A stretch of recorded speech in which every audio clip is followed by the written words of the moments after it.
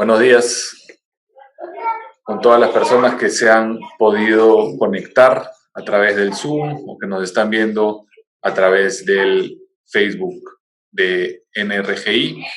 Muchas gracias por estar acá con nosotros. Esta es la tercera sesión de la serie de minerales estratégicos, cadenas de suministro y desafíos de gobernanza en los Andes. En esta sesión, el título de la sesión es Transparencia en aspectos ambientales y sociales en las cadenas de suministro minera en los Andes. Tendremos una presentación a cargo de Annie Dufey. Luego vamos a tener comentarios a cargo de Fabio Velázquez y de José de Chávez. Lo voy a presentar en este momento. Antes quiero hacer algunos comentarios. Primero recordar que esta es la tercera sesión. La primera hubo una introducción al tema de los minerales estratégicos en los países andinos. La segunda fue una mirada panorámica al tema de gobernanza que estuvo a cargo de Daniel Kaufman, los desafíos de gobernanza interna en tiempos de la pandemia. Todo esto está colgado online, está en YouTube y estará en la página web de NRGI para quienes lo quieren revisar, y la sesión de hoy también estará colgada. Hoy vamos a hablar de un tema muy importante que es la cuestión de la transparencia en aspectos ambientales y sociales en las cadenas de suministro de la minería en los países andinos. Y esto viene amarrado a la discusión de minerales estratégicos, en tanto al ser estos minerales fuentes de energías renovables que supuestamente apuntan pues, a una transición energética más limpia. La idea es que toda la cadena de suministro debe ser una cadena limpia, y para demostrar que esto es así se requiere implementar una serie de mecanismos de transparencia. Entonces, la presentación que recibiremos va a entrar en detalle en estos temas, nos va a dar un panorama muy completo y luego tendremos pues los comentarios. Entonces voy a presentar primero a nuestra presentadora de hoy, Annie Dufey. Es economista de la Universidad de Chile y Master of Arts en Políticas de Medio Ambiente y Desarrollo de la Universidad de Sussex. Actualmente es gerente de Carungen SPA y es directora de Espacio Público.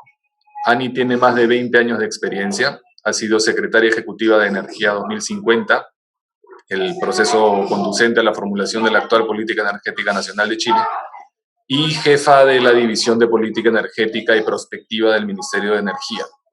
Es directora de Políticas, Estrategias y Sociedades en Energía y Cambio Climático de la Fundación Chile, investigadora senior del International Institute for Environment and Development, IIED, en Londres, entre otros. Es miembro de la Comisión Nacional Asesora para la Cohesión Social, es cofundadora de la Plataforma de Escenarios Energéticos 2030, fue miembro de la Comisión Nacional de Litio, del Comité Directivo de MAPS Chile y del Comité Científico Internacional de Enel Foundation en Roma. Ha sido consultora para organismos como la OSD, UNCTAD, CEPAL, el DFID, el BIT y del sector privado. Es autora de numerosas publicaciones. Luego, José de Chávez es doctor en Economía, tiene un posgrado en Economía Internacional y Desarrollo por la Universidad de París I, Sorbona. Ha sido viceministro de Gestión Ambiental en el Ministerio del Ambiente del Perú. José es cofundador de Cooperación. Actualmente se desempeña como director del Boletín Actualidad Minera del Perú y coordinador del Observatorio de Conflictos Mineros en el Perú. Asesora a comunidades campesinas afectadas por proyectos mineros y a sus organizaciones nacionales. También es consultor de la Comisión Económica para América Latina, CEPAL, y de la Organización Internacional del Trabajo, OIT. Desde hace 30 años trabaja la problemática minera, abordando temas relacionados a aspectos productivos, las relaciones laborales, la problemática ambiental y las relaciones con las poblaciones del entorno. Ha publicado muchos libros relacionados al sector minero y su problemática en el país.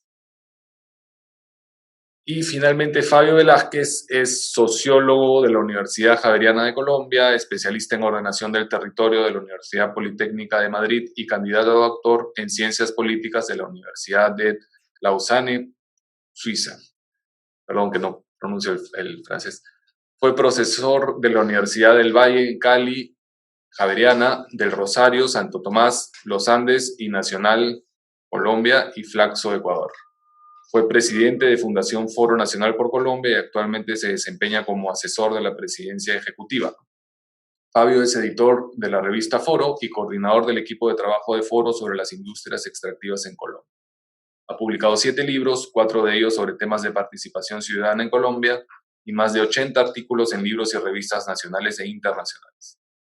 Actualmente es miembro de la Mesa de la Sociedad Civil para la Transparencia de las Industrias Extractivas, del Grupo de Diálogo sobre Minería en Colombia y de la Red Latinoamericana sobre las Industrias Extractivas. Ha sido consultor sobre temas de participación ciudadana, descentralización y gestión pública, planeación, ordenamiento territorial e industrias extractivas.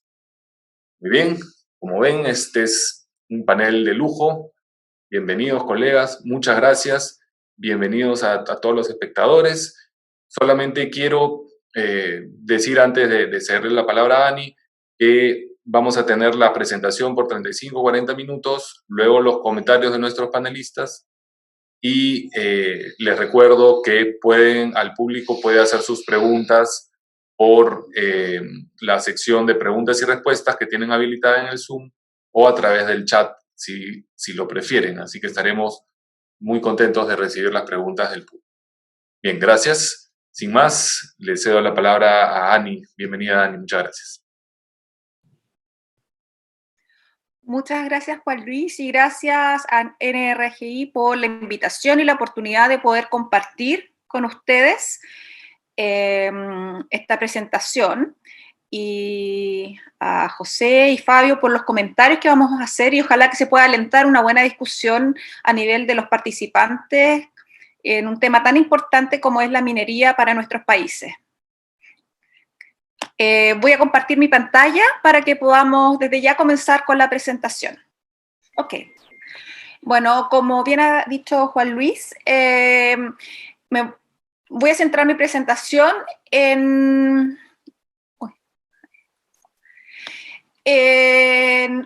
se basa primordialmente en una consultoría que hice para CEPAL durante el año pasado, a principios de este año, para ver un estado del arte respecto de las iniciativas que hoy existen para transparentar aspectos ambientales y sociales en las cadenas de abastecimiento de la minería y poder ver cuáles son los temas clave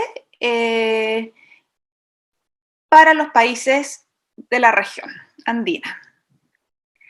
Entonces mi presentación consiste en 4 secciones. Primero, levantar brevemente ciertos elementos de contexto y grandes drivers de los esquemas para habilitar los aspectos sociales en las cadenas de abastecimiento de la minería, para luego dar una mirada rápida a las principales iniciativas y los aspectos que están cubriendo, tipo de minería y cuáles son los grandes temas que podemos relevar de eso.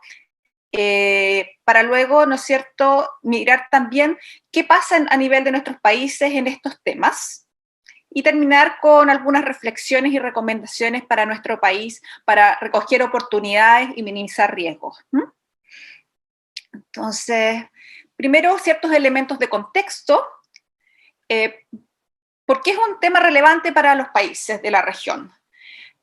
Bueno, como en el último par de años han salido muchos estudios, ¿no es cierto?, que indican que la producción de algunos minerales se incrementará fuertemente debido, ¿no es cierto?, uno, a la transición energética, el incremento de las energías limpias en la matriz energética mundial, que son consumidoras de ciertos elementos críticos, así como también la emergencia de todo lo que es el desarrollo digital. No voy a entrar en estos temas porque entiendo que esto fue materia de la primera curso de capacitación que se hizo.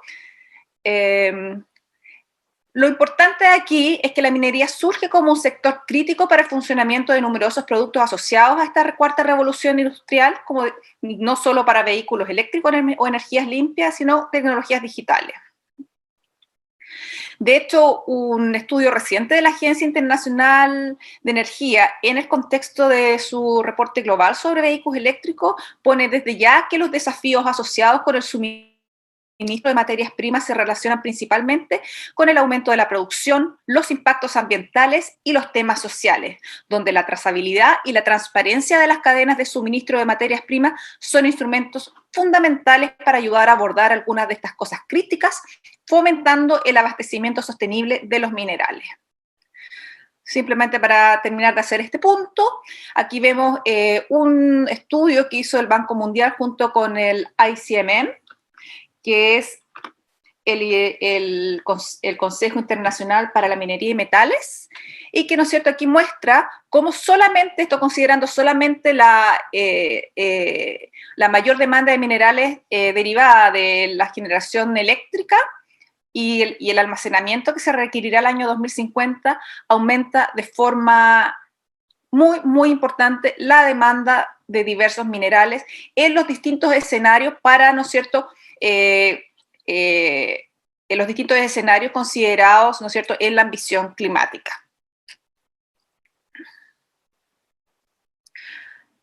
Luego, entonces, la transición a un mundo bajo en carbono y el desarrollo digital trae buenas perspectivas para la minería, lo que trae oportunidades para los países de la región andina porque son economías que son ricas en recursos mineros críticos y además tienen ventajas en la producción de muchos de estos. Ahora, la demanda no solo busca asegurar su abastecimiento, sino también, y cada vez en forma más importante, que este se haga en forma responsable, y para ello se debe demostrar mediante esquemas de certificación creíbles. Al mismo tiempo, ya vamos a ver más adelante, existen ciertas preocupaciones socioambientales en torno a la producción de los minerales que se ha reflejado en la proliferación de diversos estándares para poder visibilizar y dar trazabilidad a la huella socioambiental de los minerales a lo largo de las cadenas de valor, ¿no es cierto? Y lo que se ha tornado en un requisito de acceso al mercado internacional que será cada vez más crítico. Por ejemplo, en el caso del litio, esto ya se está transformando en un requisito crítico y, ¿no es cierto?, desde la demanda de los principales consumidores, como vamos a ver, ya está traspasando ciertos requerimientos y requisitos de cambio de producción. Ahora es importante decir que estos requerimientos no solo vienen desde el sector privado, sino también, como veremos, cada vez más desde los gobiernos. ¿Y por qué hay tanta preocupación? Porque efectivamente la minería es una actividad extractiva y tiene importantes impactos socioambientales asociados, ¿no es cierto? Estos van desde impactos en el ecosistema, no vamos a entrar en detalle ahora porque me imagino que también ha sido parte de la discusión, impactos ambientales, donde, ¿no es cierto?, el tema de las emisiones de gases de efecto invernadero se torna un tema cada vez más relevante, los impactos sobre la salud y los impactos sociales, sin duda. Hay que decir también que los esquemas para transparentar las credenciales de sustentabilidad en la minería no es un tema nuevo y se remonta al menos a principios del presente milenio, donde surgió una primera generación de estándares focalizados en abordar y visibilizar temas sociales y éticos, especialmente asociados a los minerales vinculados a conflictos armados, corrupción y derechos humanos y trabajo infantil en África. Hace algunos años comenzó a proliferar una nueva generación de estándares, muchos aún de ellos en desarrollo, y esto es importante decirlo, que esto es hoy en día un segmento altamente dinámico, por lo tanto, posiblemente lo que vamos a ver ahora, más adelante, ya está un poquito obsoleto por el nivel de desarrollo de diversas iniciativas que están en curso. Pero sí podemos decir que son estándares de carácter más integral a los que hubo en esta primera generación, donde se añaden fuertemente los temas de emisiones de gases de efecto invernadero, además de las emisiones locales, impactos sobre la biodiversidad, uso de agua, la gestión de los residuos, sustancias tóxicas y también crecientemente temas de economía circular. así a vuelo de pájaro, se estima que existen al menos unos 160 estándares solo enfocados en la minería, aguas arriba, o sea, aguas abajo, y a los cuales se añade una serie de estándares focalizados ya en, digamos, desde los productos finales, como ya vamos a ver, por lo cual es una constelación de estándares muy, muy, muy rica y compleja, ¿no es cierto? Por ejemplo, aquellos liderados por la industria automotriz, de tecnologías digitales, que establecen requisitos a sus proveedores aguas abajo para cumplir con exigencias de sus diversos stakeholders. Y aquí no estamos hablando solamente de los consumidores, sino tal vez crecientemente y tal vez de forma mucho más definitiva, ya vamos a ver también desde los inversionistas y de la banca. Se trata en su mayoría de iniciativas voluntarias que son de carácter intergubernamental y privada y en menor medida de regulaciones gubernamentales, pero estas últimas en fuerte crecimiento. Entonces, cuando hablamos de esquemas para visibilizar aspectos de la sustentabilidad, hablamos de ciertos esquemas que cumplen con ciertos elementos mínimos. Primero, buscan promover prácticas de abastecimiento responsable, buscando asegurar que las cadenas de suministro de los minerales sean sostenibles, minimizando sus impactos negativos sobre las comunidades o el medio ambiente. Requieren una verificación por una tercera parte independiente. Buscan documentar muchas veces la cadena de suministro. Pueden utilizar sistemas de trazabilidad o de cadena de custodia. Pueden ser de carácter obligatorio o voluntarias y pueden o no otorgar un sello al final al producto que lo identifique a los ojos del consumidor. Al mismo tiempo, hay que decir que avanzar en un esquema de sustentabilidad en el contexto de la minería, de las cadenas de valor de la minería, no es un tema baladí, es más bien bastante desafiante. ¿Por qué? Porque estamos hablando de una cadena de suministro que es compleja, lo que muchas veces incluso le llaman opaca, debido por un lado a la gran cantidad de empresas y procesos involucrados. Solo por un ejemplo, decir que Samsung cuenta con unos 2.500 proveedores, identificando 255 fundidoras de estaño, tungsteno, tantalio y oro, lo que se llaman las 3TG, por sus nombres en inglés. Las 3TG son los primeros 3 minerales y el oro se le añade a esto. En el caso de Apple, se identifican aproximadamente 280 fundidoras y refinerías que trabajan con TG y que son sus proveedores. Y que en el punto de la refinería se llama lo que se llaman los cuellos de botella o esta opacidad, debido a que metales o minerales de distintas procedencias se juntan, ¿no es cierto?, en estas fundidoras o refinerías, lo que hace muy difícil asegurar la trazabilidad del producto. Ahora, ¿cuáles son los principales drivers a nivel de las empresas para adoptar estos estándares? ¿Qué hace, no es cierto? Si bien si no es fácil, ¿no es cierto?, hacerlo, y que posiblemente significan algunos costos y en algunos casos bastante importantes para adherirlos a ello, igual, ¿no es cierto?, deciden adoptar estos estándares. Primero que todo, la existencia de regulaciones. Existen en países ciertas regulaciones y para demostrar cierto cumplimiento con regulaciones se acude a ciertos estándares que son compatibles con ciertas regulaciones. Entonces, ayuda a lograr o demostrar el cumplimiento de ciertas regulaciones. Y tal vez es el mayor driver en la adopción de estándares de abastecimiento responsable. Y en este sentido, estos estándares entonces se plantean como complementarios a la regulación y ni en ningún caso van en su reemplazo.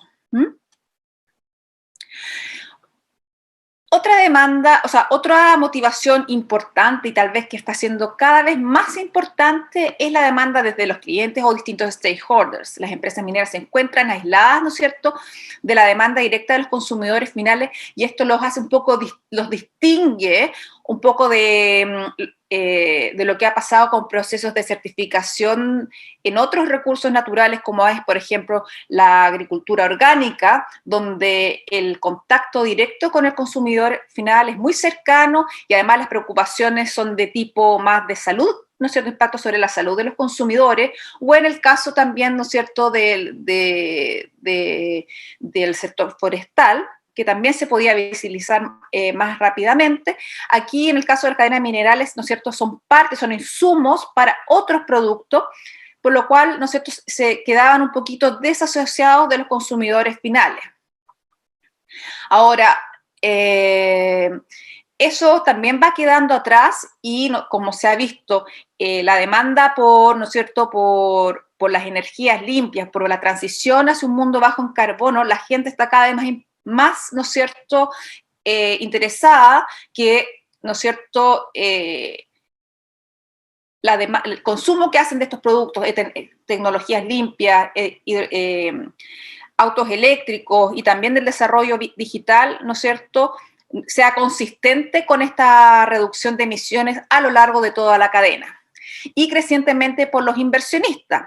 Solo a un modo de ejemplo, hace un par de meses, el Fondo Soberano noruego, que tiene un fuerte impacto a nivel de las decisiones de inversión a nivel global, sacó una revisión donde sacó de su portafolio a 2 mineras, o sea, a una minera Anglo American, ¿no es cierto?, por su mal comportamiento ambiental, y puso en la mira y en advertencia a otra minera que fue BHP. Y esto directamente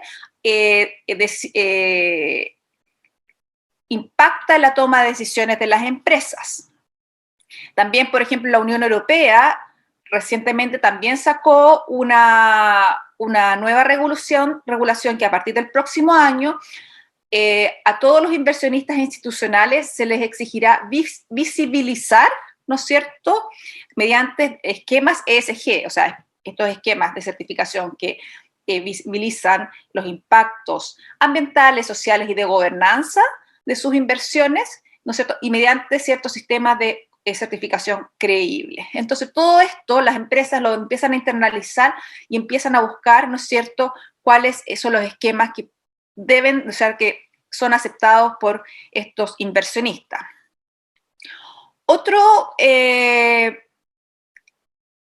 driver es el posicionamiento de marca o acceso a mercados premium, que es la posibilidad de acceder a mercados de alto valor o posicionar su marca a través de estos esquemas de certificación. Todavía aquí, en el caso de la minería, hay evidencia anecdótica, por ejemplo, en el esquema de el ASSI, que es la Aluminium Stewardship Initiative, que es para el aluminio, y a nivel anecdótica está reportando acceso a precios premium. También la obtención de ventajas estratégicas, por ejemplo, que al adherir, ¿no es cierto?, a ciertos estándares y que a lo mejor tú tienes una ventaja mejor, ¿no es cierto?, que tu competencia, lo obligas a ello a cumplir con ciertos requisitos socioambientales y o bien te permite a ti posicionarte como un líder en temas sociales y ambientales. Sin duda también los riesgos de reputación y valores corporativos. Muchas veces el desarrollo de estos estándares responden a ciertos temas, a ciertas preocupaciones levantadas por ONGs, ¿no es cierto?, las organizaciones de la sociedad civil a nivel global o local, que pone en riesgo de reputación, ¿no es cierto?, a las empresas.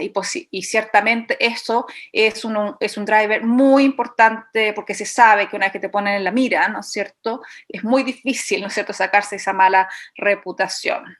Bueno, sin duda también el tema de los riesgos y costos sociales, dado que esta nueva proliferación de estándares, además, ¿no es cierto?, que buscan la adopción de tecnologías limpias, reuso de agua, que en la larga se traducen efectivamente en reducciones de los consumos de agua o energía y que también al final es una reducción de costos.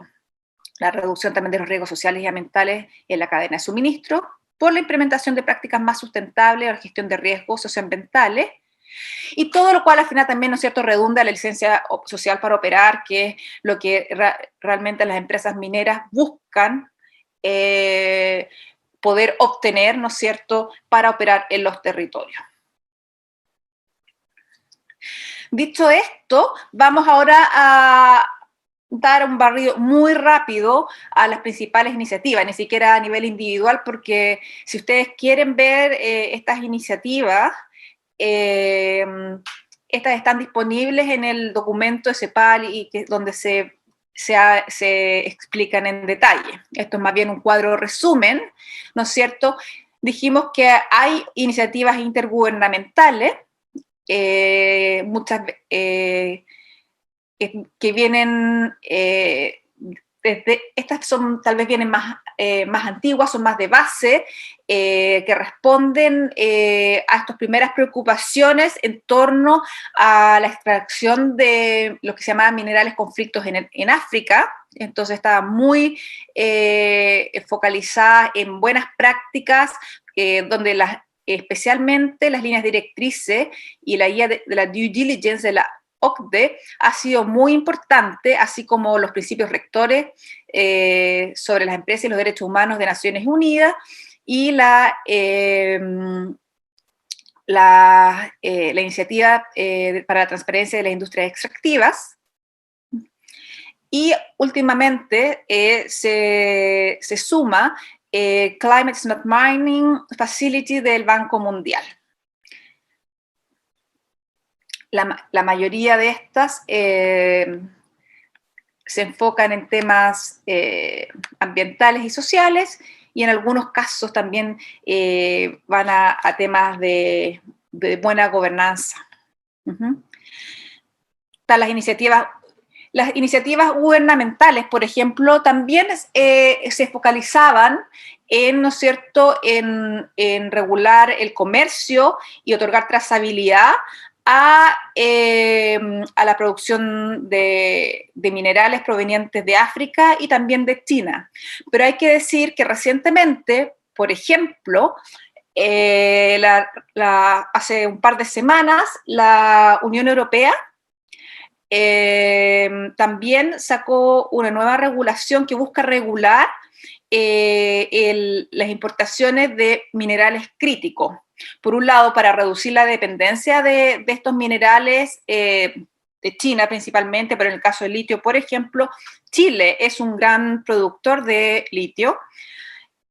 Si bien no se tiene claridad aún, porque se acaba de anunciar, se va a tener que demostrar a través de una certificación ciertos aspectos, ¿no es cierto?, mínimos de buena gobernanza, impactos sociales y ambientales de los minerales que se importan. Entonces, así ellos buscan regular de cierta forma las importaciones de estos minerales críticos. Y algo en esas mismas líneas acaba de sacar Estados Unidos a principios de este mes, o sea, a principios de octubre.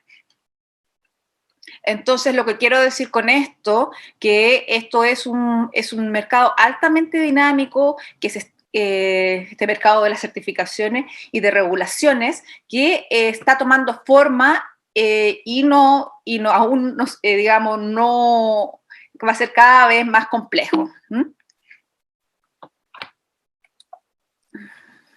Ahora, en temas de iniciativas privadas hay muchísimas. Aquí solamente miramos las más importantes y más influyentes. Como les digo, al menos hay unas 60 y posiblemente mucho más solamente focalizadas en la parte extractiva de la minería,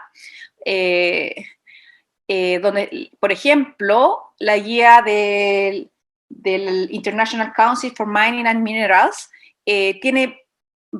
ha sido bastante y bien de gran influencia a nivel de la gran minería, temas para sus principios para el desarrollo sostenible, temas para, digamos, alinearse con temas climáticos y para el abastecimiento responsable a lo largo de la cadena de valor son bien importantes. Hay numerosas iniciativas en temas de oro y piedras preciosas, y, ¿no es cierto?, y últimamente en temas también de los nuevos minerales críticos también están saliendo una serie de iniciativas. a lo cual, como ya vamos a ver, se adicionan todos los esquemas que están, ¿no es cierto?, que van o que salen, que surgen de ciertas industrias más específicas que, ¿no es cierto?, son parte de la cadena de valor de la minería, como son, ¿no es cierto?, la industria automotriz, la industria de las tecnologías digitales, que se marcan ciertos esquemas específicos para sus productos. Lo que yo quisiera enfocar es más ir, ¿no es cierto?, a los aspectos claves que van emergiendo, ¿no es cierto?, de estos esquemas.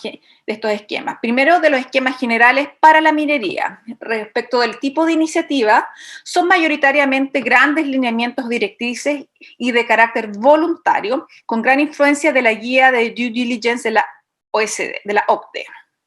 Está la regulación, bueno, dijimos la ley Dodd-Frank y de la regulación europea y de China, que buscaba regular el comercio de productos desde África, pero, ¿no es cierto?, se están en este minuto dando unos nuevos desarrollos, tanto en la Unión Europea y en los Estados Unidos, que se van a traducir en requerimiento de ciertos esquemas de certificación que aún no sabemos cuáles van a ser.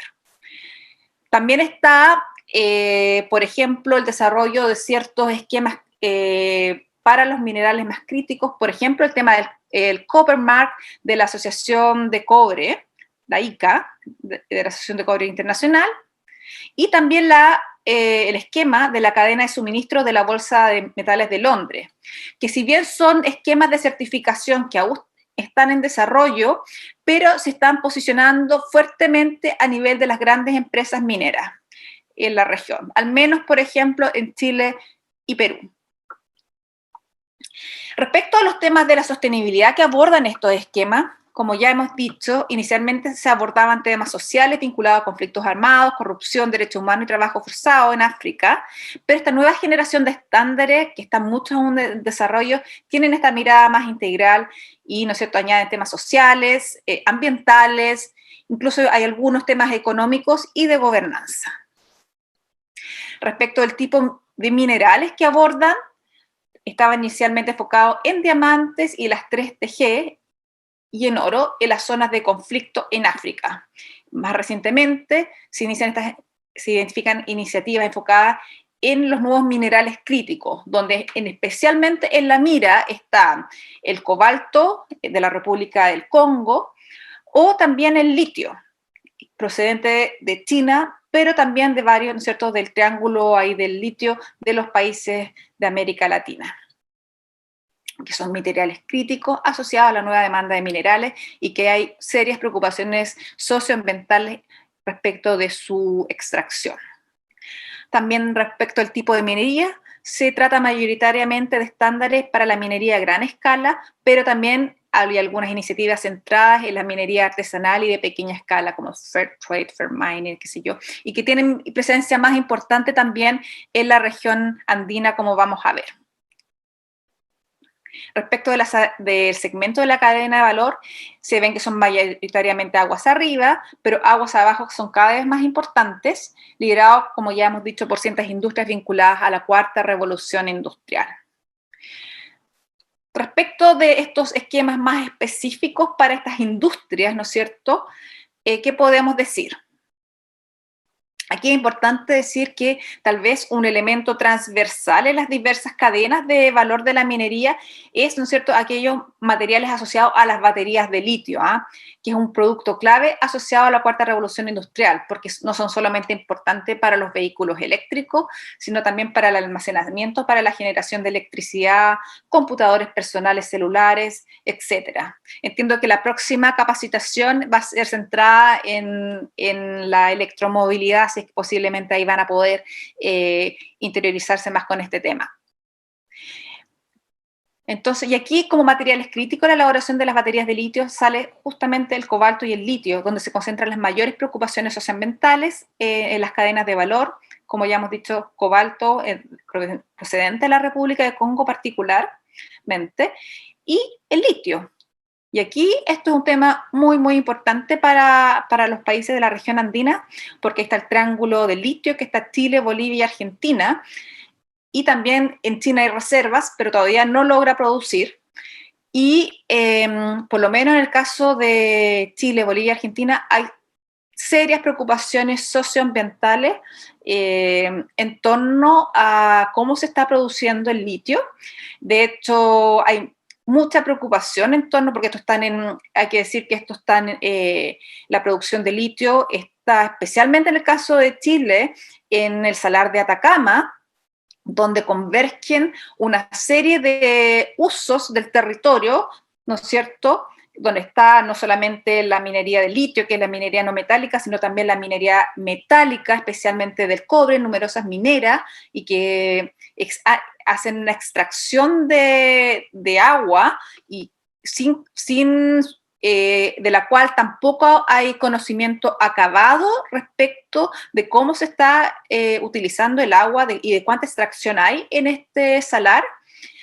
Y también, ¿no es cierto?, porque cobija otros usos esenciales como son, ¿no es cierto?, la agricultura y ganadería de subsistencia, el turismo, y sobre todo porque los salares son una fuente de provisión de servicios ecosistémicos muy, muy importante. De hecho,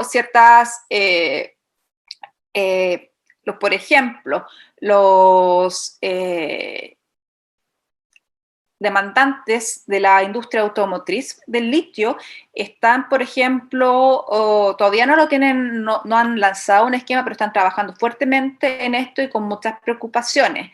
Recientemente Sokimich, que es la principal productora junto a Vermel de litio en Chile, ajustó a la baja su producción de litio justamente por requerimientos de la demanda y amenazas de la demanda por lograr una producción más sostenible. También está, bueno, como ya hemos dicho, un desarrollo reciente de estándares específicos para las cadenas de abastecimiento de la industria automotriz y electrónica, ¿no es cierto?, que son de empresas específicas, además de protocolos y códigos de conducta a nivel de empresas emblemáticas. Ya lo vimos en Samsung y en Apple también. Entre las iniciativas de la industria aguas abajo, a nivel transversal de estas dos, por lo menos, al menos de la industria automotriz y la electrónica, destacan la guía, una gran influencia en el desarrollo de estándares, establecimiento de estándares, nuevamente la guía de due diligence de la OCDE. También la Responsible Business Alliance, que impulsó la creación del Responsible Raw Materials Initiative como un código de conducta que aplica a todo el sector electrónico y ha sido, ¿no es cierto?, base para la creación de distintos estándares empresariales, y el Drive Sustainability, que está conformado por las principales empresas de la industria automotriz y que busca mejorar el desempeño social, ético y ambiental de la cadena de suministro. Y las acciones de empresas individuales, por ejemplo, Samsung prohibió a sus proveedores abastecerse de minerales 3G que han sido extraídos mediante prácticas antiéticas en áreas de conflicto. Y Apple, por ejemplo, en el año 2018 estableció que el 100% de las refinerías y fundidoras con las que trabaja deberán cumplir con un estándar de abastecimiento responsable. Bueno, ¿qué podemos decir de todo este desarrollo de estándares de sostenibilidad para la minería? ¿No es cierto? Entendiendo que esto es un desarrollo muy dinámico, entonces es muy difícil tener un estado del arte acabado, y por lo tanto podemos considerarlo en sí mismo como un objetivo móvil, pero aún así podemos establecer ciertos estándares que emergen. Primero, el tema de la trazabilidad, que si bien aún es muy incipiente, pero será cada vez más importante lograr sistemas de certificación con trazabilidad a lo largo de la cadena de valor. Esto que ha sido muy complejo, ya veremos más adelante. Sin embargo, la evolución de las tecnologías digitales, en particular la emergencia del blockchain hace un par de años, es una herramienta disruptora en este sentido y que ha sido una gran habilitadora de la trazabilidad, ¿no es cierto?, y con muy bajo costo y rapidez. También esta proliferación de estándares, ¿no es cierto?, que estamos viendo, que causa fatiga, ¿no es cierto?, y confusión. ¿No es cierto? Dijimos que hay aproximadamente unos 160 estándares a los cuales se suman todas las iniciativas de industrias particulares. Entonces, ¿qué pasa? Las mismas mineras dicen, bueno, ¿a cuál me sumo? El mismo consumidor final dice, bueno, ¿qué significan tantos sellos? ¿Por qué este y por qué no este otro? Entonces, al final, esta excesividad de estándares causa confusión en el cliente final y al final estos esquemas que son para mejorar la transparencia, ¿no es cierto?, en la producción minera a lo largo de su cadena de abastecimiento, justamente van atacando y reduce la transparencia y también la credibilidad de los mismos. Y esto es algo también, una lección que se debe aprender del desarrollo de estándares en otras industrias, como fue la forestal y también, por ejemplo, en el tema de la pesca. Al mismo tiempo, estos estándares generan costos de cumplimiento, ¿no es cierto?, que son generalmente soportados por las empresas aguas arriba, esto a nivel de explotación de los minerales. Esto significa que se limita un poco la participación de la minería de pequeña escala y artesanal, que para ellos se puede hacer un costo mayor. Y esta carga, ¿no es cierto?, se hace aún más pesada cuando tú debes, ¿no es cierto?, cumplir con diversos estándares para acceder a diversos mercados, donde en cada mercado te exigen distintos estándares. Entonces, ¿qué significa eso? Y también es una cosa que se aprende, son lecciones del desarrollo de estándares en otros sectores, es la necesidad de ir avanzando en mecanismos de reconocimiento mutuo y armonización de estándares. Se están dando los primeros pasos en la minería en este sentido. Bueno, vamos a ver ahora en qué estamos en estos temas en los países de la región andina. Estoy muy pasada de tiempo. ¿Cómo estoy de tiempo? Te quedan 5 minutos, Ani. Perfecto.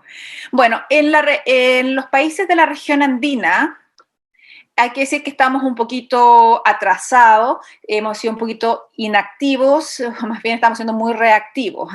No, por un tema de tiempo no vamos a entrar en detalle en los distintos países. Ustedes pueden ver esto con detalle en el documento, pero sí en los aspectos claves que podemos desprender. Entonces, de este análisis. Primero que el tema, nosotros ya dije que hay una falta de liderazgo por parte de los países de la región y de los gobiernos en lo que es la participación en el desarrollo de estándares. Solo en esta revisión que hicimos, vimos, ¿no es cierto?, el liderazgo de la empresa estatal Codelco, que es chilena, y que hizo un piloto de cobre responsable, donde buscaba, ¿no es cierto?, otorgar trazabilidad a la totalidad de una división de Codelco. Al final, este proyecto fue el año pasado cancelado o pospuesto debido a la imposibilidad de poder otorgar trazabilidad a la producción. Justamente. Ahora, no se trata que los países o los gobiernos comiencen a desarrollar iniciativas locales, pero sí que participen en los procedimientos de establecimiento de estándares de forma que puedan reflejar las prioridades locales y que no sea un top-down approach y ojalá un bottom-up, ¿no es cierto? Que esto refleje las prioridades y realidades de los distintos países de la región. Ahora, en cuanto a niveles de desarrollo en los países de la región, vemos que las empresas que operan en Chile, Perú y Bolivia son miembros de instituciones que han desarrollado estándares y en ese sentido se entiende que están cumpliendo en ellos, como es el Consejo Internacional de Minerales y Metales y de la Iniciativa para la Transparencia de Industrias Extractivas. En Perú, Colombia y Bolivia se identifican iniciativas a nivel piloto para aplicar estándares globales como el Fair Mining, Fair Trade y el Responsible Jewelry Council. También destaca esta plataforma integral de la minería que busca implementar sistemas de sostenibilidad y trazabilidad adhiriendo a certificaciones como Fair Mining, Fair Trade y el Responsible Jewelry Council. Es importante destacar también que en el caso de Colombia hay adhesión a estándares intergubernamentales mediante su iniciativa Código Craft, y destacan también una serie de iniciativas enfocadas a la minería del oro. Muchas de las iniciativas que existen a nivel local son iniciativas enfocadas en la minería de oro artesanal y de pequeña escala, como está la iniciativa de Oro Responsable, que abarca Perú, Colombia, Ecuador y Bolivia. Y también es importante decir que muchas de estas iniciativas vienen financiadas por cooperación de Suiza y de Holanda, y que uno diría que entonces vienen, ¿no es cierto?,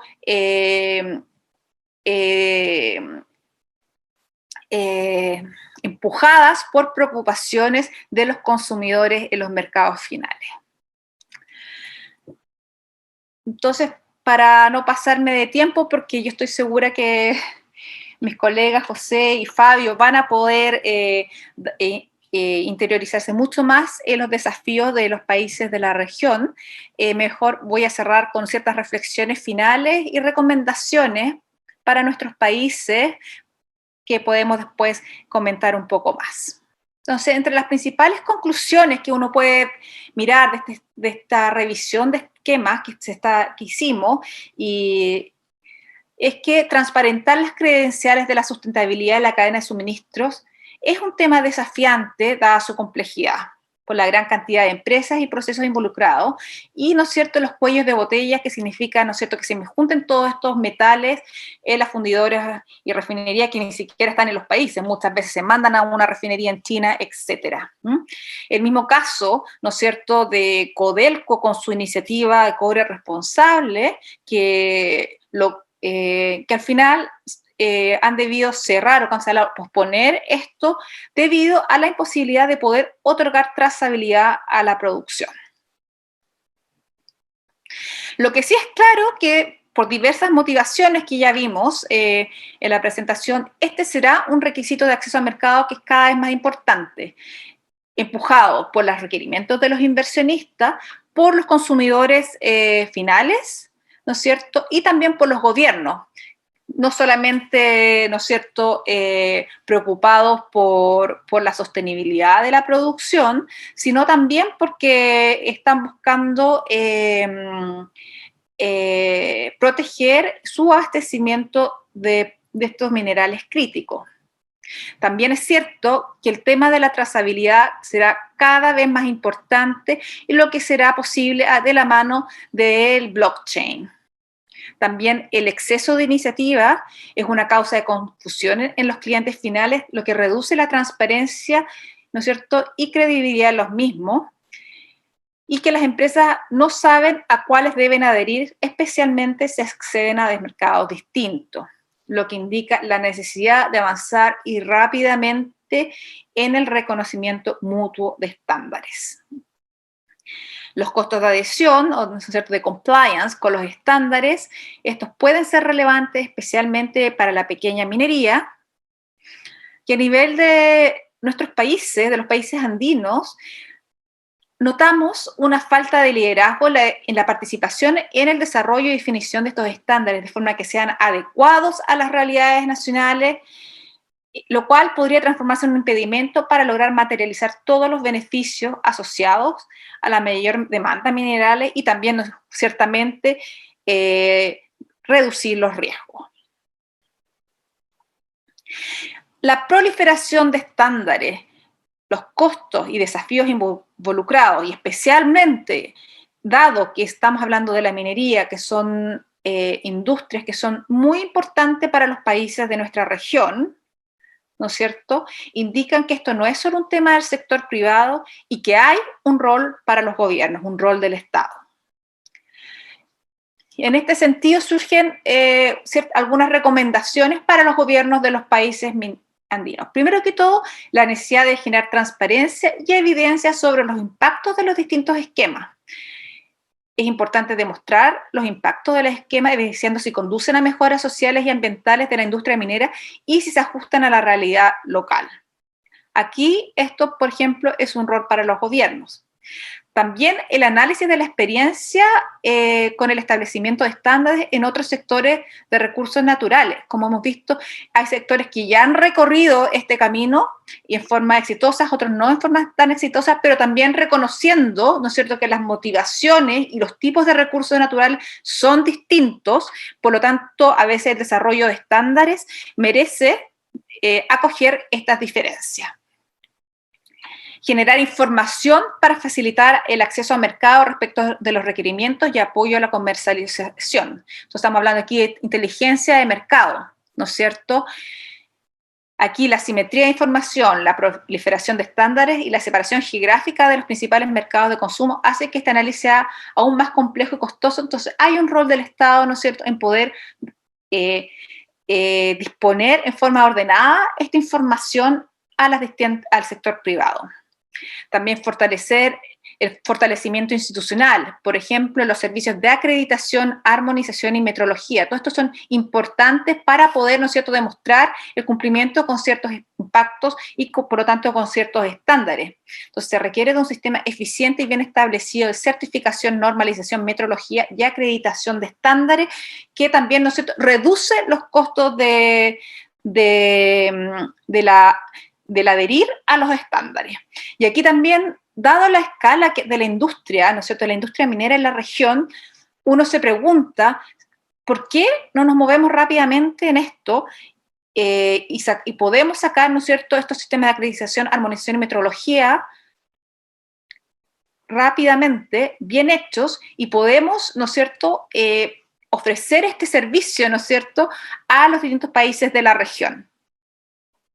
Esto también, ¿no es cierto?, permite, ¿no es cierto?, reducir, ¿no es cierto?, la parte extractiva de la industria minera y pasar, ¿no es cierto?, hacia otros servicios de alto valor. Apoyar a la pequeña minería para cumplimiento de estándares también. Dado que los costos de adhesión de estándares pueden ser, son mayoritariamente soportados por las empresas que extraen los minerales, los gobiernos pueden analizar el proveer ayuda financiera al segmento, ¿no es cierto?, de los pequeños de la minería pequeña o artesanal.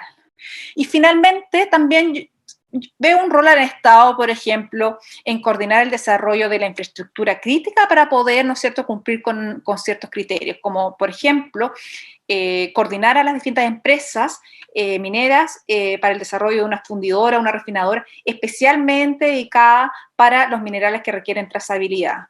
En general uno ve que las mineras cada una trabaja mirando hacia adentro y no colaboran. Cuando, por ejemplo, solamente mirando en el caso de las desaladoras acá en Chile, cada empresa minera ha desarrollado su propia desaladora, entendiendo que muchas operan en los mismos territorios, cuando podrían haber hecho una sola gran desaladora con muchos menores, no solamente económicos, sino también impactos ambientales. Esta misma falta de coordinación y de cooperación también se da en el desarrollo de infraestructura crítica. Entonces, hay un rol del Estado, ¿no es cierto?, que en promover, ¿no es cierto?, el desarrollo conjunto de este tipo de infraestructura crítica. Muchas gracias. Yo con esto le paso la palabra a mis colegas. Muchas gracias. Muy interesante, muy completa la presentación. Creo que surgen un montón de temas. Yo tengo algunas preguntas. Están apareciendo preguntas ya en el chat y en la parte de preguntas y respuestas. Les invito a que continúen haciendo preguntas por ahí. Pero ahora vamos a escuchar a los panelistas.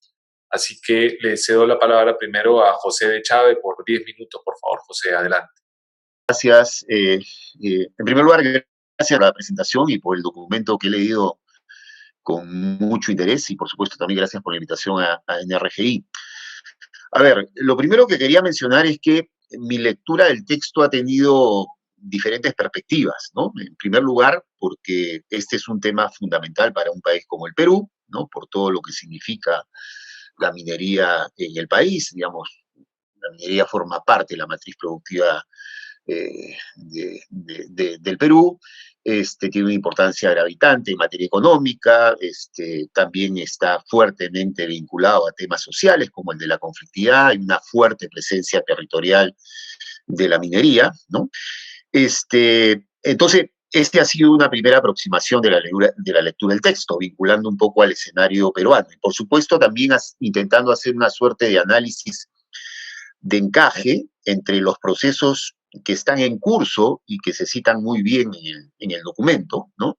Y se analizan también en el texto, y algunos casos relevantes ocurridos en el Perú en los últimos años, ¿no? Y un segundo tema que quiero mencionar, ojalá que me alcance el tiempo, me voy a referir un poco a la hipótesis del documento, en realidad más que hipótesis, porque finalmente se transforma en una suerte de afirmación, ¿no? Porque una conclusión importante del texto de Annie apunta a señalar que una acción concertada, proactiva, en materia de transparentar los aspectos sociales y ambientales en todas las cadenas de abastecimiento, pueden favorecer el liderazgo de la región, ¿no? Y más bien si se produce una situación contraria, ¿no? Si se nota una ausencia de una actitud decidida, podría menoscabar las oportunidades subyacentes para la minería de la región, vinculada a este contexto de mayor demanda, digamos, asociada a la transición global de tecnologías limpias y todo eso, ¿no? Entonces, este tema de la oportunidad también es otro tema que me ha dado vueltas en la cabeza, ¿no?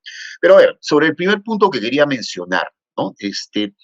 La lectura del texto me ha llevado a finales de la década del 90, cuando empieza este ciclo de expansión muy fuerte de la minería, sobre todo en una región como América Latina. América Latina se convierte en el principal destino de los flujos de inversión a finales de la década del 90, y las empresas que llegan a la región, y no solamente a la región, vienen con una narrativa y un discurso nuevo, ¿no? El discurso de que hoy en día, una minería que ya estaba mirando al siglo XXI, bueno, las empresas eran conscientes que sus actividades generaban un conjunto de externalidades negativas, de impactos sociales, ambientales, etcétera, pero el mensaje era, no se preocupen, nosotros, empresas del siglo XXI, somos plenamente conscientes de eso, y todo eso lo vamos a controlar, lo vamos a limitar, a través de un conjunto de mecanismos voluntarios, principalmente mecanismos de autorregulación, ¿no? Y entonces aparece el discurso de la licencia social para operar, aparecen varios instrumentos, los códigos de conducta, los códigos de ética, aparece, por supuesto, el Consejo Internacional de Minería y Metales, donde creo que está el pensamiento estratégico de la industria minera a nivel global, códigos de conducta por empresas, pero también códigos de conducta por asociaciones. En el Perú no solamente comenzaron a aparecer los códigos de conducta de las empresas, sino también la Sociedad Nacional de Minería, que es la principal asociación de empresarios mineros, bien elaboraron su propio código de conducta. Y ahí se abre una discusión que todavía me parece vigente, y al leer el texto creo que es un tema que hay que puntualizar, ¿no? El debate de fondo es: el camino es o son los mecanismos voluntarios y de autorregulación, ¿no? O el camino es la regulación y las políticas públicas. Y si no lo queremos poner, digamos, como dos caminos que polarizan, ¿no? Sino también otra manera de abordar y plantear la discusión es cuán complementarios pueden ser los mecanismos voluntarios, ¿no? Los mecanismos de autorregulación del sector minero, por ejemplo, con las regulaciones públicas y con un Estado que tenga capacidad de controlar, regular, fiscalizar esas inversiones. Y esto lo menciono porque en el debate, digamos, en nuestros países, digamos, no es tan evidente la complementariedad, ¿no?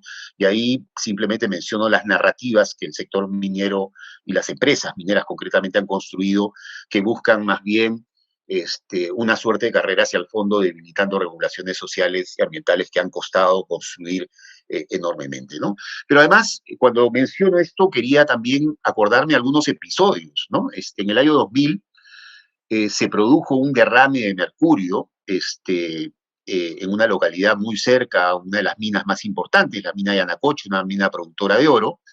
Se derramaron 151 kilogramos de mercurio metálico, afectando a toda una población, la localidad de Choropampa, y ahí quedó en evidencia que en el Perú, por más códigos voluntarios, por más prácticas sociales y ambientales de una empresa que era una suerte de alianza con una empresa los Estados Unidos, que se llama Newmont, y donde había participación de la Corporación Financiera Internacional, es decir, el Banco Mundial, bueno, quedó claro que por más mecanismos voluntarios, digamos, no se habían tomado en cuenta todos los costos que implicaba el transporte de mercurio, y bueno, en el Perú se tuvo que regular, y se tuvo que, el año 2004, unos años después, se tuvo que definir una ley que regulara el transporte de sustancias tóxicas, ¿no? Entonces, y ejemplos como ese podría citar.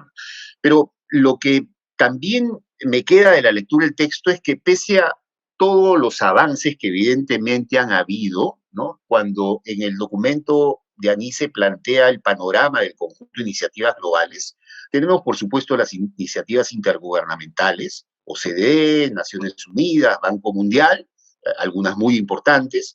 Tenemos iniciativas gubernamentales, en el texto se identifican tres, una en Estados Unidos, una en la Unión Europea y otra en China, y después tenemos las iniciativas de carácter privado. Y esta suerte de predominancia de 160 iniciativas de carácter voluntario, todas casi de carácter voluntario, que plantean esta suerte, como también se dice en el texto, de proliferación de estándares que puede provocar fatiga, dispersión, pocas posibilidades de monitoreo y seguimiento, donde cada uno tiene, digamos, la iniciativa que pueda calzar de manera, digamos, adecuada con su propia experiencia y con su propio proceso, ¿no? Entonces, por ahí me queda una duda que todavía sigue pendiente esta tensión entre mecanismos voluntarios y el debate en torno a políticas públicas. Y ahí también a uno le queda la duda. En el caso del trabajo que hago y en la institución a la cual pertenezco, estamos fuertemente vinculados con las poblaciones. Y claro, uno habría que preguntar si las poblaciones afectadas por los proyectos estratégicos, si les preguntamos por estas iniciativas y cómo están funcionando, estoy seguro que muy poco es lo que se conoce al respecto, ¿no? Por no decir nada. Entonces, son iniciativas formuladas de arriba hacia abajo y que tienen todavía enormes dificultades de pisar los territorios y articularse sobre todo con las poblaciones afectadas por estas operaciones mineras. Para comenzar a terminar, porque se me acaba el tiempo, segundo tema, el tema de la oportunidad y si es un desafío para que la región lidere, ¿no? Yo creo que hay que precisar un poquito más en qué consistiría esa oportunidad para los países del sur del continente, digamos, donde la minería, repito, es una actividad importante, ¿no? Porque, digamos, señalar que es una oportunidad, que en principio yo estoy de acuerdo, me da la impresión que no es suficiente. Habría que escarbar y detallar con mayor precisión en qué consistiría esa oportunidad, cómo se podría plasmar esa oportunidad. Igualmente, si existen oportunidades de mercado para los estándares de sostenibilidad de la minería, ¿cómo medimos actualmente la dimensión de esa supuesta, seguramente real demanda de mercado? ¿Qué tan importante es, ¿no? ¿Qué tan gravitante es, ¿no? Si tiene sustituto esta demanda? Esos temas me parece que deberían tratar de precisarse, porque es solamente así, si encontramos respuestas a esas interrogantes, que vamos a poder plantear un conjunto de iniciativas para lograr ese liderazgo que se está mencionando, ¿no? Y vuelvo a un tema que me parece clave, fundamental. Los discursos del sector empresarial minero no van en la buena orientación. Los discursos más bien apuntan a una suerte de carreras en fondo. Y si no, veamos lo que ha pasado, por ejemplo, con acuerdos y todo el debate que ha generado en varios de nuestros países el acuerdo de Escazú y lo que está pasando, digamos, y el caso peruano es un buen ejemplo de eso, ¿no? Entonces, por ahí yo siento una tensión. Finalmente, con esto acabo, un reto clave es seguir generando estos procesos en la perspectiva de construir la gobernanza que está haciendo falta, ¿no? Y ahí siempre recuerdo la frase de John Ruch, este profesor de Harvard que estuvo a cargo de este informe sobre empresas transnacionales y derechos humanos, que él mencionaba que los conflictos vinculados a actividades extractivas y las crisis que provocan estos conflictos muestran con claridad hasta qué punto se presentan en nuestros países una situación de falta de gobernabilidad, ¿no? De brecha de gobernabilidad. Y él menciona que se produce una situación de brecha de gobernabilidad cuando los actores económicos, estados, empresas, inversionistas, pretenden ir más allá precisamente de la capacidad que puede tener una sociedad de controlar y regular esas inversiones en función del bien común. Cuando se pierde esa perspectiva del bien común, sin duda estamos frente a gravísimos problemas de gobernabilidad. Y creo que construir gobernabilidad y cubrir precisamente esas brechas que están haciendo falta cubrir, son los desafíos que deben seguir siendo asumidos por nuestros países. Y ahí sí deberíamos desarrollar un fuerte liderazgo. Y sin duda, los mecanismos voluntarios están bien, pero creo yo que el campo de la regulación, el campo de las políticas públicas, el campo de que nuestros estados se doten de instrumentos para controlar, regular, fiscalizar las acciones de las empresas, me parece que es fundamental, ¿no? Entonces, por ahí, mis principales comentarios, y solamente, y con esto acabo, si estas transiciones que menciona el documento van a significar más extractivismo, más extracción exacerbada, como lo ha mencionado Aní, ¿no? El consumo de algunos minerales va a aumentar en 500%, eso al 2050, eso es más extracción. En los países productores, todas estas iniciativas deben ser entendidas como complementarias, ¿no? Y entender que tenemos tareas pendientes en materia de gobernanza, sabiendo la presión para precisamente extraer cobre, extraer litio, van a ser enormes, ¿no? Esas presiones. Me quedo ahí y gracias por el texto y por el espacio. Muchísimas gracias. Creo que salen varios temas que ahora seguro vamos a entrar en una discusión de las cosas que has planteado.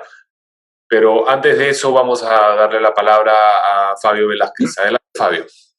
Bueno, muchas gracias en primer lugar a NRGI por la invitación y en segundo lugar a Ani por su completo informe y su presentación del día de hoy. Yo quiero trabajar 5 puntos muy rápidamente, o sea, en un promedio de 2 minutos por punto para llenar el tiempo. El primero es quizá insistir en la importancia del tema en términos de gobernanza, justamente, que es una de las inquietudes que se nos planteó para esta intervención. Y lo digo, pues ya Ani lo ha planteado, pero yo quisiera insistir en un punto que ella señaló.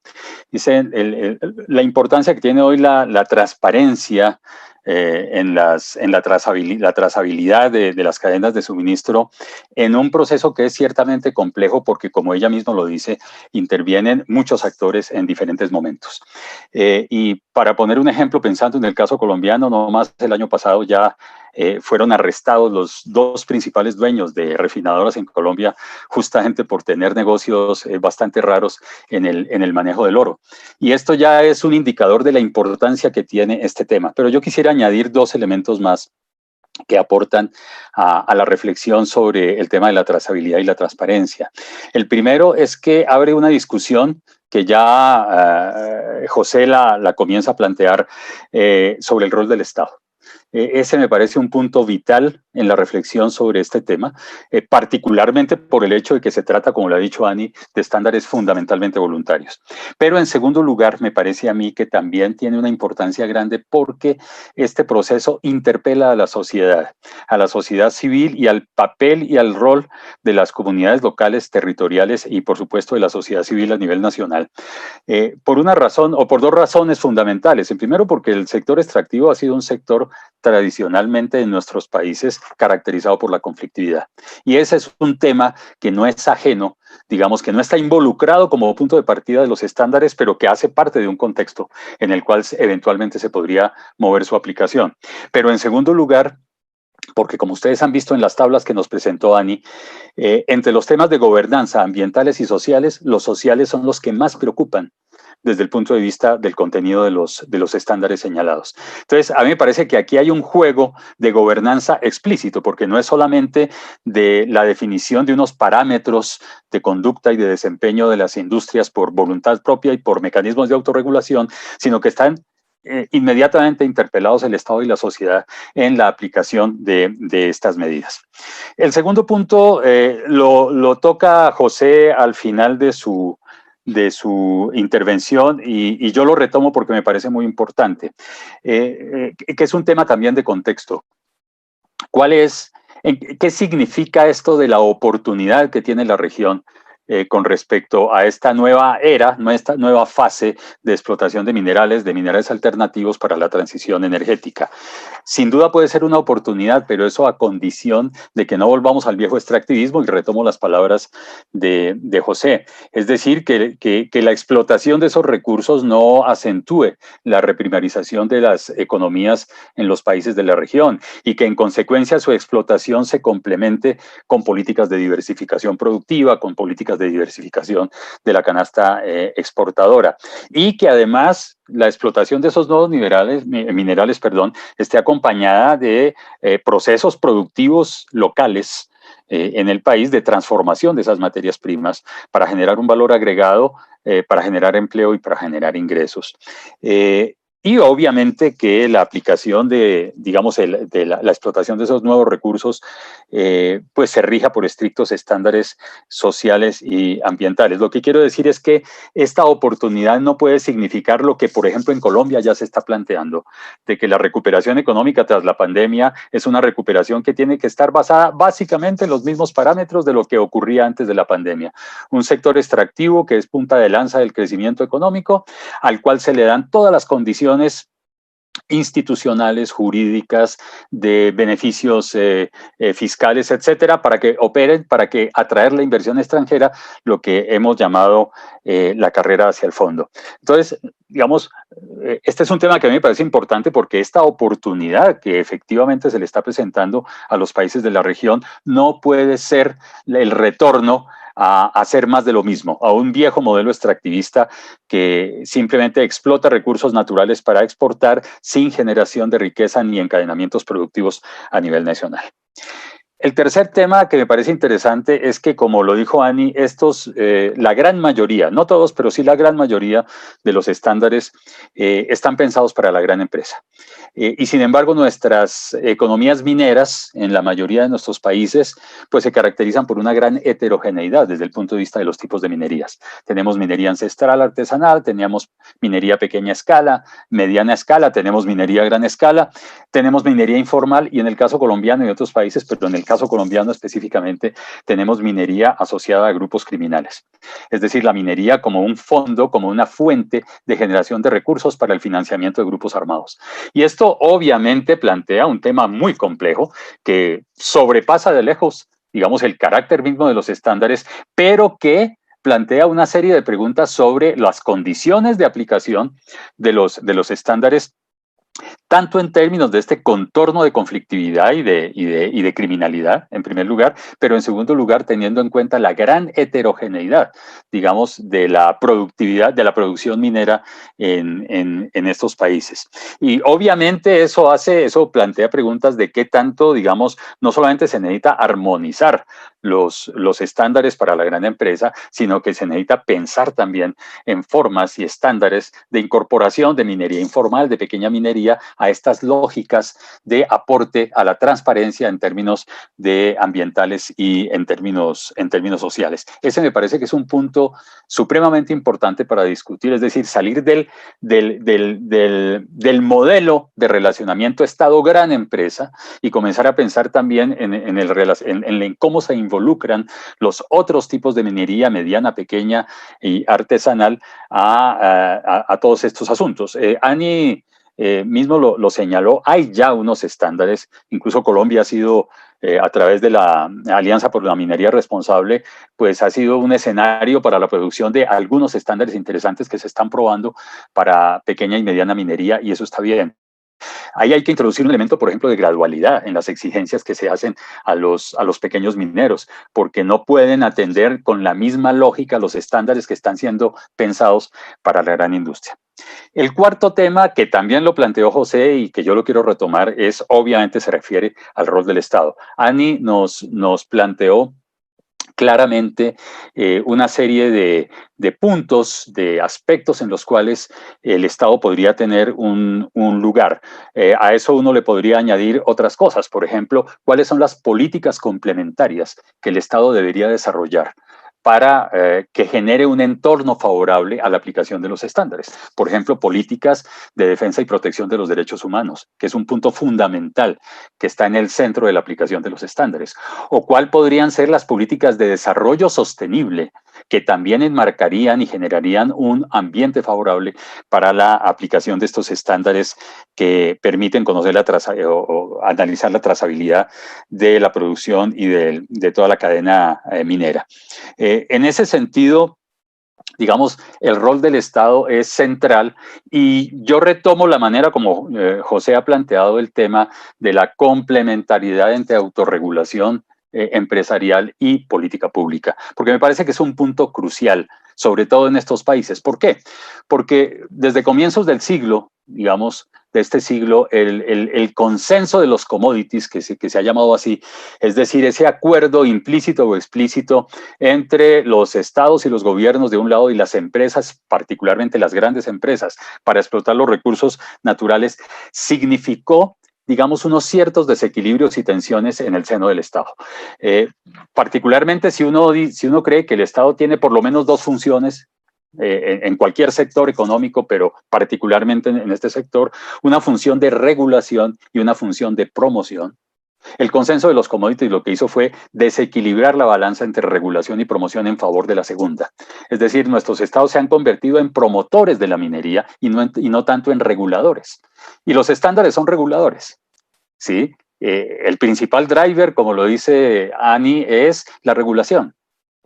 Entonces aquí hay una tensión que se genera en el seno del Estado entre una política pública de promoción del sector, inclusive a costa de factores sociales y ambientales, de un lado, y de otro, la capacidad de regulación que pueda tener para que la minería contribuya a un desarrollo sostenible. Y lo que hemos visto en varios países, particularmente del área andina, es justamente que este rol promotor, particularmente y con mayor énfasis en los estados que tienen empresas estatales de explotación, el mayor énfasis ha sido en la promoción y no en la regulación.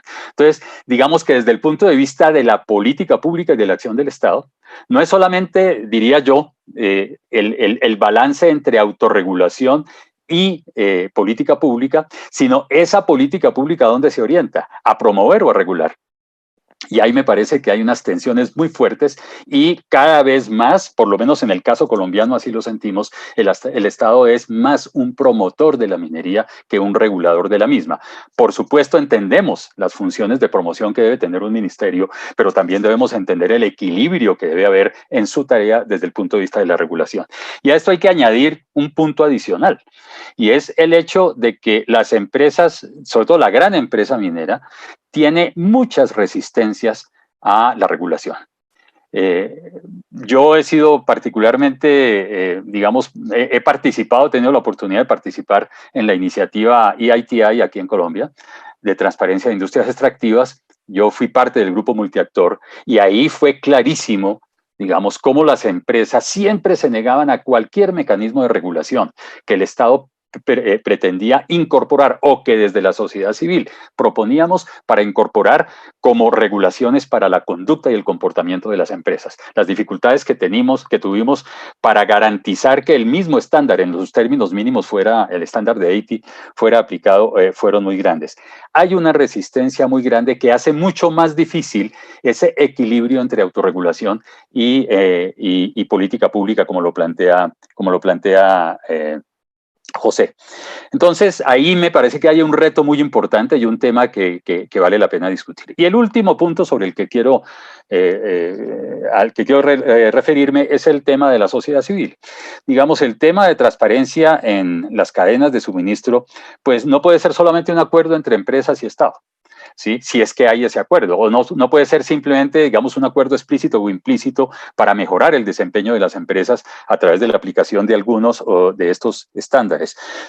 Las organizaciones de la sociedad civil han venido ganando un lugar muy importante en la discusión de los temas extractivos en nuestros países en el área andina. Estamos próximos a publicar en la red latinoamericana un estudio sobre participación en el sector extractivo que demuestra efectivamente que no tanto por vías institucionales, aunque también, sino también por vías informales e incluso algunas contenciosas, pues la gente quiere manifestar que hoy debería tener una voz en las grandes decisiones que tienen que ver no solamente con la política pública del Estado, sino también con el comportamiento de las empresas en relación con el territorio. Aquí en Colombia las grandes empresas han comenzado a aplicar algunos estándares de relacionamiento con el territorio.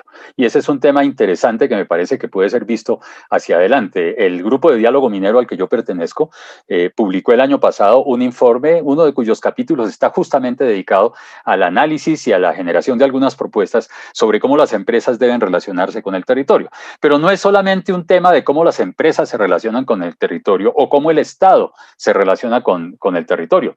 Antes de este evento estaba yo en una entrevista que le hice a la encargada de la estrategia de relacionamiento con territorio para un proyecto que estoy adelantando, y ella, digamos, tenía toda la conciencia de Estado diciendo, bueno, esto tiene que ser una iniciativa de Estado, pero es que desde la sociedad también puede haber iniciativas muy importantes. Uno, en términos de presión por nuevos comportamientos de las empresas. Dos, en términos de cómo el Estado puede regular.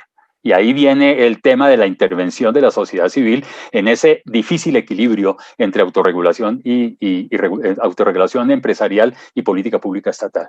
Y en tercer lugar, puede cumplir una función de seguimiento y monitoreo a la aplicación de los estándares para hacer sugerencias, etcétera, etcétera. Ahí viene todo este tema que planteó también José de los acuerdos como el de Escazú, que hoy son parte, en este momento, exactamente en este momento, se está discutiendo en el Congreso hoy la aprobación del acuerdo en Colombia.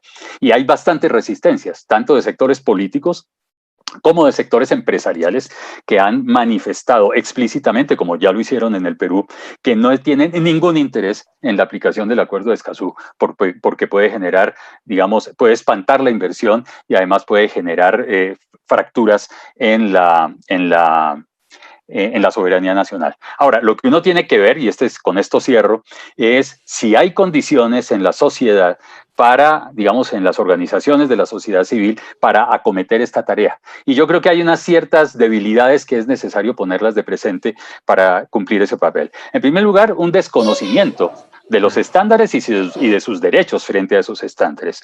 En segundo lugar, una inexistencia de escenarios de interacción con empresas y con gobierno a nivel territorial. Y en tercer lugar, sobre todo, una desconfianza enorme en muchas regiones, lo digo por Colombia, de las comunidades con respecto a las empresas e incluso con respecto al rol del Estado. Y aquí hay un tema que ya lo mencionó Ani, que es el tema reputacional, que preocupa a las empresas, pero que de todas maneras no se ha logrado modificar en los últimos años. Por eso es muy importante toda la tarea desde el Estado, por ejemplo, de difusión de los estándares, de creación de escenarios tripartitos en el territorio para conversar sobre estos temas y sobre todo de mecanismos de generación de confianzas a través del diálogo y la deliberación. Dejo ahí y agradezco mucho y perdonen el atropello al final. Gracias, Fabio. Bueno, creo que han salido un montón de ideas muy importantes y nos da para discutir largamente. Sin embargo, nosotros hemos tratado de mantener un tiempo limitado en esto para que no sean sesiones que se extienden demasiado, entonces tenemos que cerrar. Y para cerrar, lo que va a pasar ahora es lo siguiente. Yo voy a hacer un resumen de las preguntas que han salido en el chat y la parte de preguntas y respuestas. Simplemente voy a decir de qué tratan las preguntas y le voy a ceder la palabra a Ani para que responda pues, los comentarios de José y de Fabio, los cuales yo no voy a repetir ni voy a resumir, y también pueda abordar alguna de estas cosas que voy a decir a continuación. Bien, entonces, varias de las preguntas aluden a esto que ya tocó Fabio y José, de esta tensión entre lo estatal y lo voluntario. Y ahí yo sí quisiera comentar brevemente que, solo para la audiencia, ¿no? Que lo tenga claro, no es que Ani sea pues, la promotora de los estándares voluntarios y desconozca la importancia del Estado, ¿no? Pero sí, claro que sí sería bueno conocer su opinión sobre esta tensión que todos han aludido, incluyendo en el chat. Luego está... vinculado con esto también la idea de que los estándares, incluso los del gobierno, esta es una pregunta, nacen de ámbitos estrechamente ligados al sector empresarial, que su origen está muy ligado al sector empresarial y la pregunta es si esto sería un cuello de botella para que el cumplimiento de estos estándares.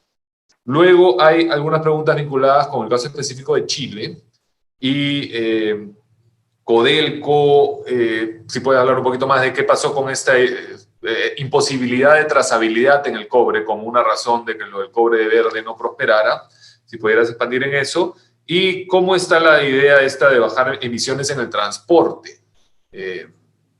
Es algo que ha salido en las preguntas. Una pregunta que salió en el chat es, ya, muy bien, pero todo esto se aplica a países de la OCDE, países occidentales principalmente. ¿Qué pasa con las inversiones chinas? Es una pregunta bastante clara, me parece. Luego, dos más. ¿Cómo participa la población en estos estándares? Creo que ya lo había mencionado José, pero ¿qué oportunidades hay para que la población se realmente involucre? Y una pregunta muy de fondo y que nos llevaría a otro seminario, pero vamos a hacerlo igual. ¿Es viable continuar patrones de consumo insostenibles, pero ahora sí con altos estándares de cumplimiento en las cadenas?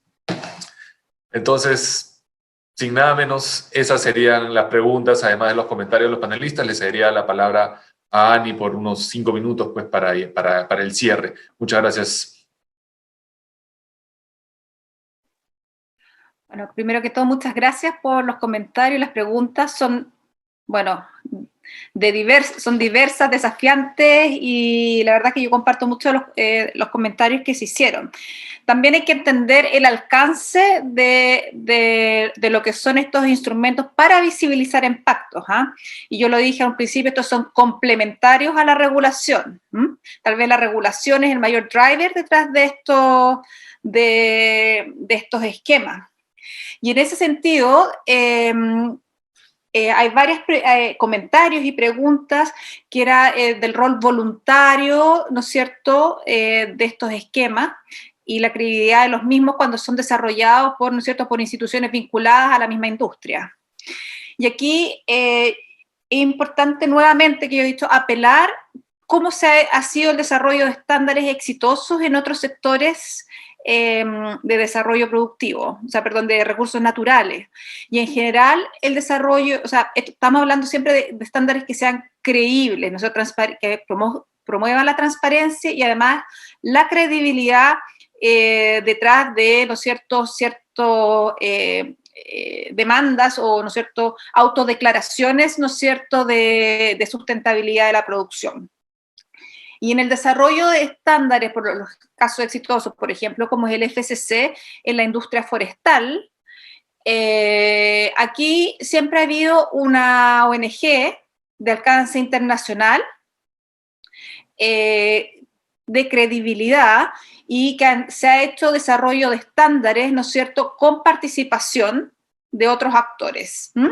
A veces hay un desarrollo de ciertos lineamientos generales a nivel global y luego hay una bajada de estos lineamientos a las realidades territoriales. Y este organismo internacional endorsa, ¿no es cierto?, estos estándares, les da credibilidad. Y yo creo que eso es algo importante para la industria minera. Es más, actualmente en Chile, por ejemplo, está en desarrollo la política minera 2050. Y este tema es de gran discusión. ¿Y cuál es el rol del Estado en el desarrollo de estándares o no? Sí, debe ser. Y una de las cosas que está saliendo muy fuerte es, en el caso que fuera el Copper Mark, para el caso, bueno, ustedes saben que el cobre en Chile es muy importante, que sea el caso de si es el Copper Mark el que va a ser, ¿no es cierto?, endorsado mayoritariamente por la industria, que luego tiene que haber, ¿no es cierto?, un proceso de endorsement por alguna ONG, sea internacional o nacional, importante, que pueda dar, ¿no es cierto?, credibilidad al sistema. Eso. Entonces, y simplemente enfatizar que los esquemas no pueden reemplazar la regulación. Y especialmente es importante decirlo porque estamos hablando de la industria minera. La industria minera es una industria muy conservadora, ¿no es cierto?, donde la autorregulación no existe mucho, tiene que haber regulación. La única autorregulación que uno ha podido ver es, por ejemplo, cuando son industrias o operaciones más bien mineras, que tiene su matriz en otro país, y ese país tiene regulación, ¿no es cierto? La matriz está en un país donde hay regulación un poco más exigente y se le obliga, ¿no es cierto?, compliance con ciertos parámetros más exigentes, ¿no? Aquí en Chile eso se vio, por ejemplo, en los 90, cuando hubo este proceso de expansión de la minería y empezó a llegar mucha inversión extranjera, no sé, por el caso de BHP, qué sé yo, y que ellos urgieron, ¿no es cierto?, pusieron mucha presión en el sistema nacional para que hubiera, por ejemplo, una legislación ambiental, para poder ellos decir, ¿no es cierto?, en su informe de sostenibilidad, que cumplían al menos con la regulación ambiental que había en el país, en un momento en que no la había. Eso, pero no pueden, ¿no es cierto?, estos esquemas venir a reemplazar la regulación. Estoy totalmente lo del rol del Estado, que también, ¿no es cierto?, que deben establecer cuáles son políticas complementarias, pero yo no lo veo como complementarias a las políticas de desarrollo humano o políticas de desarrollo sostenible, sino que más bien estos esquemas deben demostrar cómo se está cumpliendo con la legislación del país. Es al revés. Estos son complementarios al rol a la regulación. También hubo algunos comentarios de los dos panelistas respecto realmente de la oportunidad detrás de la mayor demanda minera. Eso obviamente también va más allá del alcance de lo que son los esquemas de certificación, ¿no es cierto? Yo pasé de soslayo por algunos de los temas. Aquí, detrás de la gran demanda, ¿no es cierto?, de la demanda renovada por la minería, por, ¿no es cierto?, minerales críticos, por, ¿no es cierto?, todo lo que es la transición energética hacia una economía baja en carbono y el desarrollo digital, más allá también de preocupaciones en torno a los impactos, se está acompañando también de una fuerte presión por mayor incorporación de temas de economía circular. De hecho, hay algunos estudios que están demostrando para que el país, o sea, el mundo pueda cumplir con la meta del Acuerdo de París, requiere que la minería haga esfuerzos muy importantes respecto de incorporación de la economía circular y reciclaje. En el caso del reciclaje, por ejemplo, en industrias como el acero ya es cercano al 80%, lo cual es bastante bueno. En el caso del cobre, hay estimaciones que ahí que estaría en torno al 40%, lo cual es insuficiente. Pero aún así, aún haciendo los mayores esfuerzos de reciclaje, hay un delta de producción adicional que se tiene que hacer para poder cumplir con la necesidad de energía y de demanda de materias primas que van a haber. Y esa mayor demanda tiene que hacerse de forma lo más sostenible posible, incorporando las mejores tecnologías, y va a tener que hacerse y va a tener que demostrarse a través de esquemas creíbles. Al mismo tiempo, junto con ello, el tema de la oportunidad, que también lo puse ahí muy de soslayo porque tampoco tiene que ver tanto con los esquemas de certificación, pero esta nueva demanda, ¿no es cierto?, mayor demanda y que tiene que hacerse sostenible, también yo veo una oportunidad de pasar, ¿no es cierto?, de una minería 100% extractiva hacia una que provee otros servicios y da otro valor agregado a nuestros países. Por ejemplo, ahí dije, bueno, ¿por qué no desarrollamos servicios asociados a la certificación que tiene que ver con la metrología, con la acreditación, y poder, ¿no es cierto?, desde nuestros países poder ofrecer estos servicios de certificación, ¿no es cierto?, y desarrollar servicios de alto valor en torno a la minería, ¿no es cierto?, que tiene que ver con los encadenamientos productivos, como muy bien dijo Fabio, otro tipo de valor agregado. También, por ejemplo, en temas de economía circular, la escala que presenta la minería en nuestros países, tiene un tiraje tan importante que permite, ¿no es cierto?, de hacer el pool por estos otros servicios, y que además, ¿no es cierto?, permite convertirse en exportadores, ¿no es cierto?, proveedores de servicios complementarios a la minería de carácter mundial. Entonces, no solamente es mirar la minería de forma extractiva, sino, bueno, buscar otras contribuciones que se pueden saber a través de la minería si se pudiesen desarrollar estos encadenamientos productivos. Obviamente este es otro tema de discusión, es apasionante, no está dentro y también requiere un rol del Estado importante. Alguien habló también de alcance 3. Bueno, el alcance 3 es el gran tema de discusión ahora, porque lo que se hace por huellas de medición de huella de carbono actualmente, y que son los compromisos también del Acuerdo de París, es de alcance 1, que son los propios procesos mineros al interior de ¿no es cierto?, de la operación. El alcance 2, que son las emisiones asociadas, ¿no es cierto?, a la compra, ¿no es cierto?, de servicios eléctricos, y que también las energías renovables ahí, por lo menos en el caso de Chile, se está haciendo un trabajo muy bueno ahí en reducción por eso, pero el alcance 3, que es todavía de hecho no hay mucha claridad en cuánto es el alcance 3 a lo largo de la cadena de abastecimiento de la minería, entendiendo que la mayor cantidad de emisiones está en el punto de la refinadora, o sea, alcance 2, en este minuto no está siendo abordado. Y el transporte del mineral hacia los otros mercados es alcance 3. Pero está siendo cada vez más en la mira y siendo incorporado ¿no es cierto?, visibilizado al menos en los requerimientos de algunos inversionistas. Bueno, hay mucho que conversar en torno a la sostenibilidad del sector minero y desde muchas aristas. Aquí yo traté de mirar esto solamente con la lupa de los esquemas de certificación como mecanismo de transparencia. Excelente. Efectivamente, yo creo que hay muchísimo para discutir.